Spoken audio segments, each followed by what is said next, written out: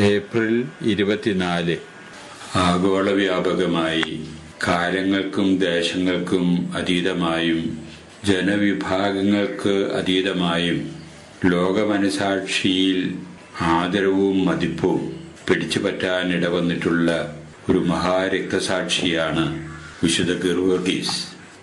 അദ്ദേഹത്തിൻ്റെ തിരുനാളാണ് സാർവത്രിക സഭ ഇന്ന് ആഘോഷിക്കുന്നത്.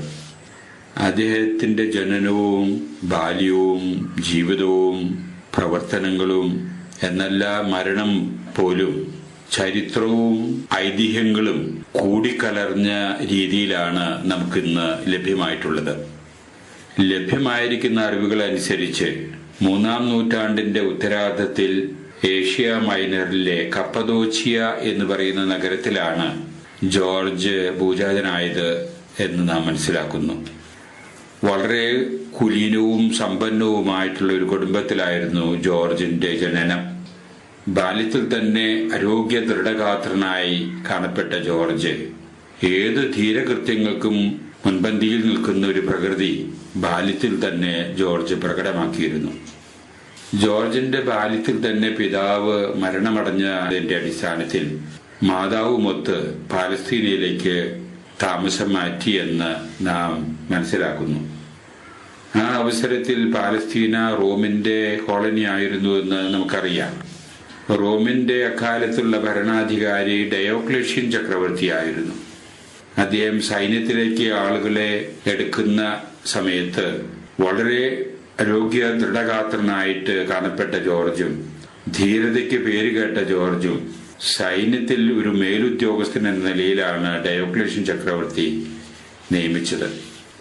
വളരെ പ്രശസ്തമായ രീതിയിൽ സൈനിക സേവനം അദ്ദേഹം കുറച്ചു കാലം നടത്തി.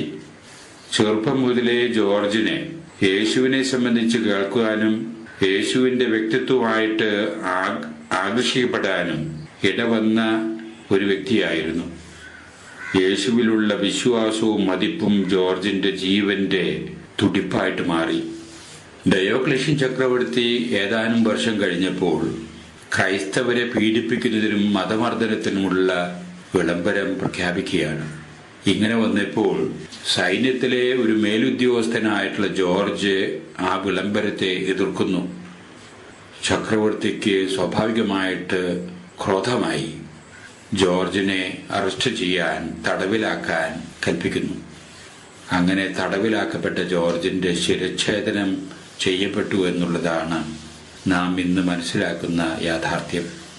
ആ ശിരച്ഛേദനം നടന്നത് ക്രിസ്തുവർഷം 303 എന്ന് ചരിത്രരേഖകളിൽ കാണുന്നു. ജോർജിന്റെ ഐതിഹാസികമായിട്ടുള്ള ജീവിതശൈലിയിൽ ലോകത്തിന്റെ പല ദേശങ്ങളിലും വ്യത്യാസപ്പെട്ട ഐതിഹ്യങ്ങൾ ഉടലെടുക്കാൻ ഇടവന്നിട്ടുണ്ട്. എന്തു തന്നെയായാലും ജോർജ് എന്ന് പറയുന്ന മഹാരക്തസാക്ഷി ധീരതയുടെ ഒരു പര്യായം എന്ന രീതിയിലാണ് ജനഹൃദയങ്ങളിൽ സ്ഥാനം പിടിച്ചിരിക്കുന്നത്. അതിന്റെ പുറകിൽ ഇറ്റലിയിൽ ഉയർന്നു വന്നിട്ടുള്ള വളർന്നു പൊങ്ങിയ ഒരു ഐതിഹ്യമാണ് എന്ന് ധരിക്കുന്നതിൽ തെറ്റില്ല.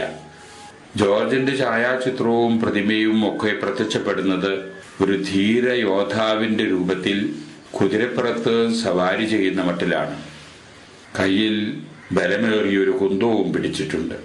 അതോടുകൂടി തന്നെ ആ ഓടുന്ന കുതിരയുടെ കാലുകളിൽ ചുറ്റിപ്പിടിച്ചുകൊണ്ട് ഭീകരമായിട്ടുള്ളൊരു സർപ്പത്തെയും നാം അതിൽ കാണും.